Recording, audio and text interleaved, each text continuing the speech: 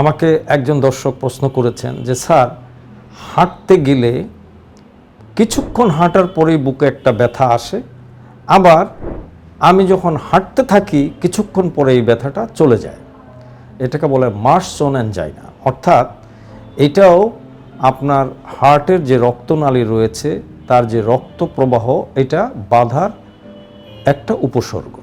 তাইলে কি হয় এটা, যে বিল্ট-ওন অ্যাঞ্জাইনা হলো যখন আপনি হাঁটা শুরু করলেন কিছুক্ষণ পরেই আপনার একটা ব্যথা আসলো। যদি এটা খুব সিভিয়ার অ্যাঞ্জাইনা হয়, অর্থাৎ আনস্টেবল অ্যাঞ্জাইনা হয়, তাহলে কিন্তু আপনাকে থেমে যেতে হবে, আপনি চলতেই পারবেন না।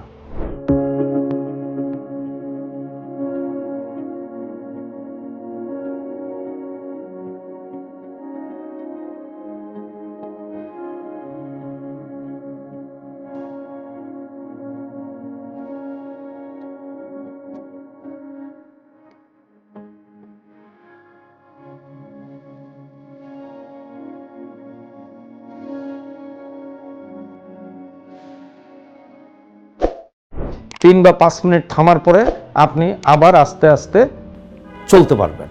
এই ক্ষেত্রে যেটা হয়, যখন আপনার ওয়ার্ম আপটা হয়ে যায় তখন এই ব্যথাটা আবার কিছুটা ফেড হয়ে যায়।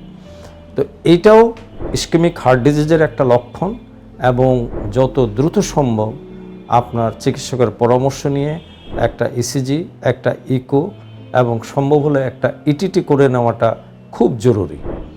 কারণ যদি নির্ণয় হয়ে যায় যে এটা একটা ইসকেমিক হার্ট ডিজিজ, তাহলে অতি সহজেই চিকিৎসার মাধ্যমে আপনি ভবিষ্যতে একটা হার্ট অ্যাটাকে আক্রান্ত হওয়া থেকে নিজেকে বাঁচাতে পারবেন। কাজেই এই ভিডিওটা আপনার আত্মীয় স্বজন, বন্ধুবান্ধব সবার সঙ্গে শেয়ার করবেন, কারণ আশা করি এই জিনিসগুলি জানা থাকলে ভবিষ্যতে আপনি আর আপনার পরিবার হার্ট অ্যাটাকে আক্রান্ত হওয়া থেকে অনেক দূরে বেঁচে থাকতে পারবেন।